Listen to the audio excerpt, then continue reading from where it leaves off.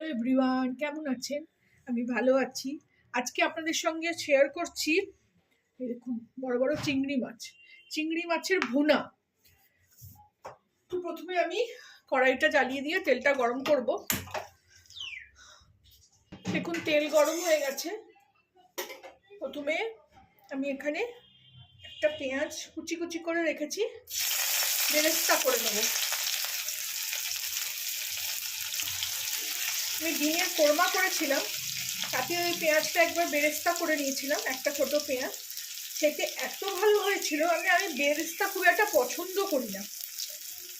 আমি বিরিয়ানি বানালে কখনো বেরেস্তা দিইনি, কিন্তু এই কোরমাটা যখন বানালাম, ডিমের কোরমাটা আমার চ্যানেলে আছে, আপনারা দেখে আসতে পারেন। তো আমি বেরেস্তার ফ্যান হয়ে গেলাম। তো এখানে একটু আঁচটা জোরে দেবো, দিয়ে এরকম নাড়িয়ে নাড়িয়ে বেরেস্তাটা বানিয়ে নেব। এই দেখুন অলমোস্ট রেডি হয়ে গেছে। এটাকে পোড়ানো যাবে না, এরকম নেড়ে নেড়ে খালি এটাকে এরকমভাবে ভেজে নিতে হবে, তাহলেই এটা বেরেস্তা হয়ে যাবে। আঁচটা কমিয়ে দেবো। এবার এটাকে তুলে নেবো আমি।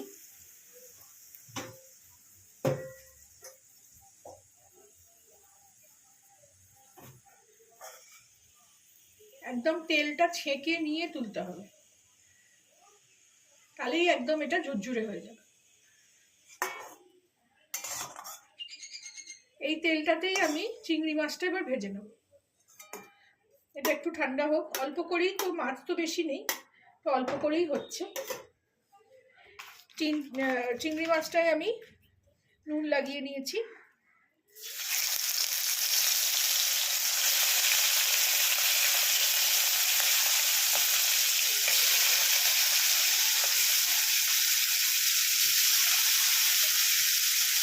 আমরা না চিংড়ি মাছের এই মাথাটা ফেলি না, আমরা তো চিবিয়ে খাই।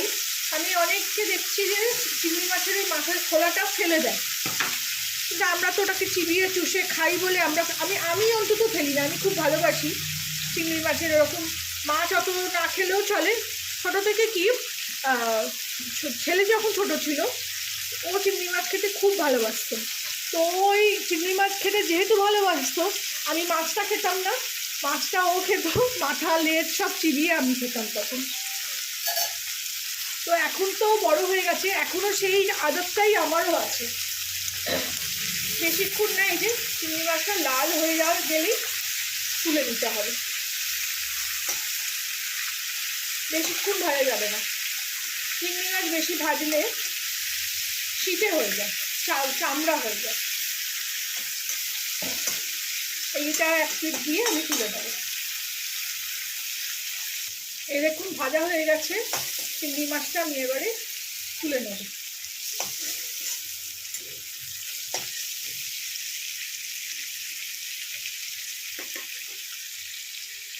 এই যে চিংড়ি মাছ দেখুন ভেজে নিলাম। এবার রান্নার প্রসেসটা শুরু করব। তেল গরম হচ্ছে, এখানে তেল গরম হয়ে গেছে। যে পেঁয়াজটাকে আমি বেটে নিলাম,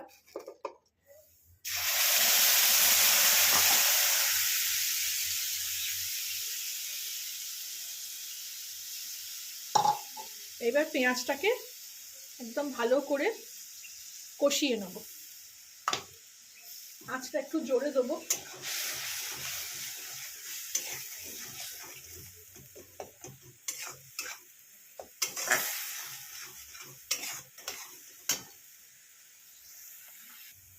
এই দেখুন পেঁয়াজটা ভাজা হয়ে গেছে। এই মিক্সিটাতে না, জানি না আমি কেন, এটা একটু ছোটোটা, মানে ছোটো কন্টেনারটা নিয়েছি, এটাতে অবশ্য গুঁড়ো হয়। তো এটাতে বাটলাম, দেখুন বাটা হলো না, এখানে পেঁয়াজ একটু গোটা গোটা রয়ে গেছে। এরকম টমেটোও তাই। এখানে টমেটোর সঙ্গে আমি একটা কাঁচা লঙ্কা বেটে নিয়েছি, এগুলোকেও ভালো করে একদম কষিয়ে নেব। এতে একটু জল দেবো, আঁচটা জোরে করে দিই। একটু জল দিয়ে দিলাম, মিক্সি ধোয়া জলটা। এর মধ্যেই একটু রসুন দিয়ে দেবো, রসুনটা গ্রেট করা ছিল, আর একটু দিয়ে দেবো আদাটাও গ্রেট করা ছিল।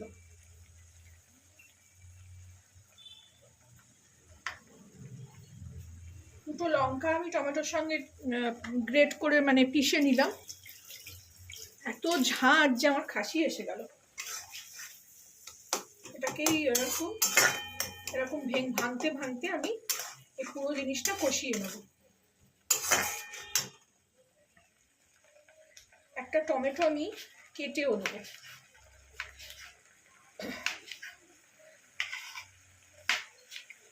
টমেটো না সবসময় এরকম মিক্সিতে বেটে দেওয়ার থেকে এরকম গ্রেট করে দিলে বেশি টেস্ট হয়।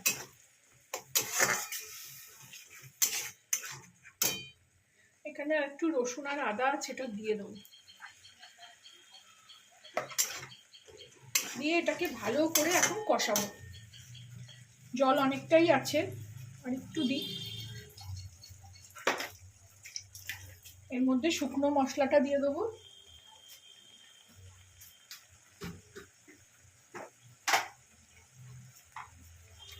কাশ্মীরি লঙ্কার গুঁড়ো, একটু লাল লাল হবে মানে যেহেতু ভুনা একদম। আর একটু হলুদ গুঁড়ো দেবো।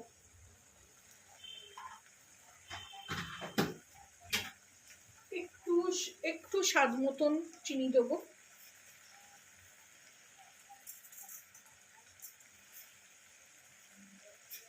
চিনি বেশি না।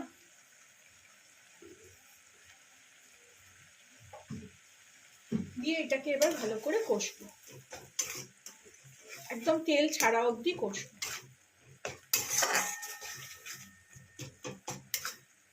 আপনারা একটুখানি ঘি দিতে পারেন, কিন্তু আমি তো তেল ঘি কমই খাই। চিংড়ি মাছের ঘি ভালো লাগে, একটুখানি আমিও দেবো, একটুখানি পরে দেবো। আগে এটা ভালো করে কষে নেব। এটা কষে নিয়ে ফিরছি। এই দেখুন বেশ ভালো করে কষিয়ে নিলাম। আর একটু হবে, একটু আঁচটা এখানে কমিয়ে দেবো। দিয়ে এখানে আমি একটু 1 চামচ মতন ঘি দিয়ে দেবো।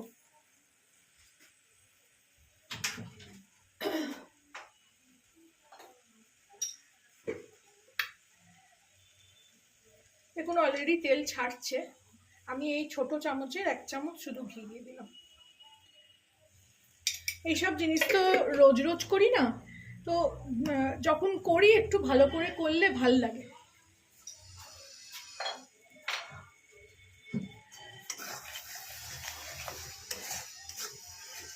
এই সময় একটু ধনেপাতা কেটে রেখেছি, এটাকেও দিয়ে দেবো। আর 2টো কাঁচা লঙ্কা চিড়ে রেখেছি।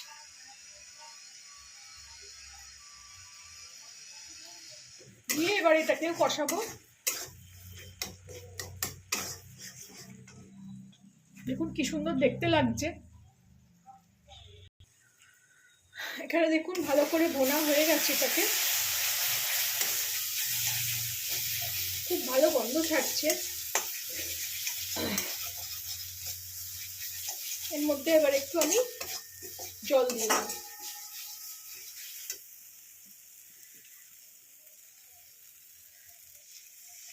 এই খুন্তি দেওয়া জলটা সবসময় বলে খুব ভালো, রান্নার টেস্ট আরো বাড়িয়ে দেয়। ব্যাস এইটুকুনি দেবো, আর এর থেকে বেশি জল দেবো না।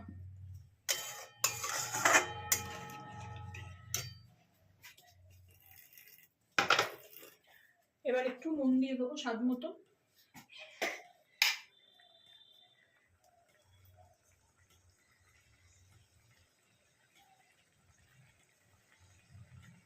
চিংড়ি মাছের অনেক রকম রেসিপি আছে আমার চ্যানেলে, আপনারা দেখে আসতে পারেন। খুব সহজ শর্টে সব রান্না।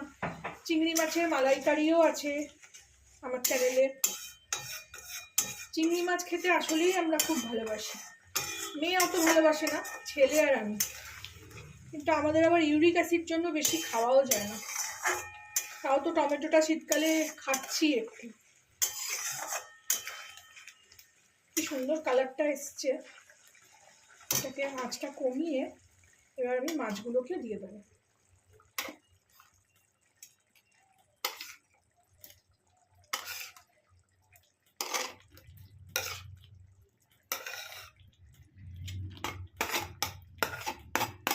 একটু ধুয়ে জলটাও দেবো।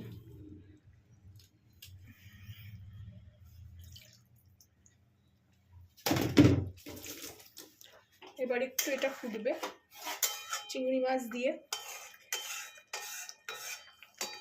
খুব ভালো চিংড়ি মাছের গন্ধ বেরিয়েছে, খুব ফ্রেশ চিংড়ি মাছটা ছিল একেবারে।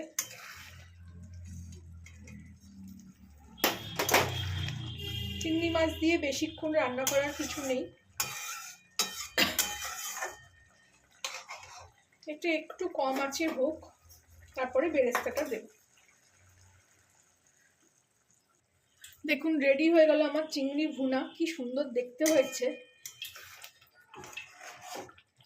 খেতে অসাধারণ হয়েছে। টেস্ট করে দেখলাম আমি, ভাত দিয়ে তো জমে যাবে। এবার একটু ওপর থেকে বেরেস্তাটা আমি ছড়িয়ে দেব।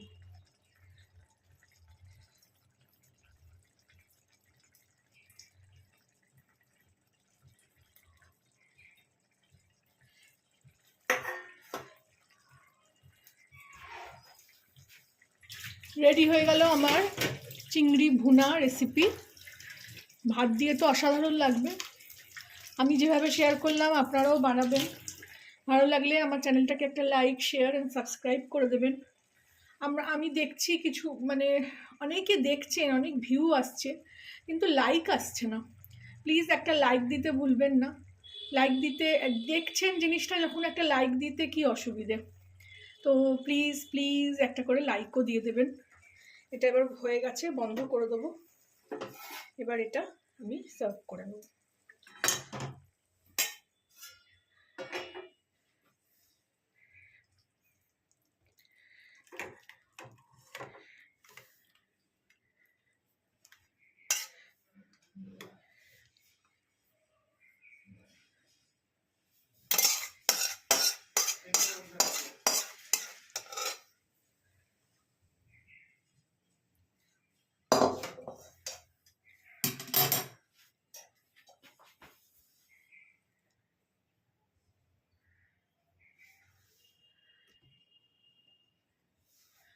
Thank you for watching.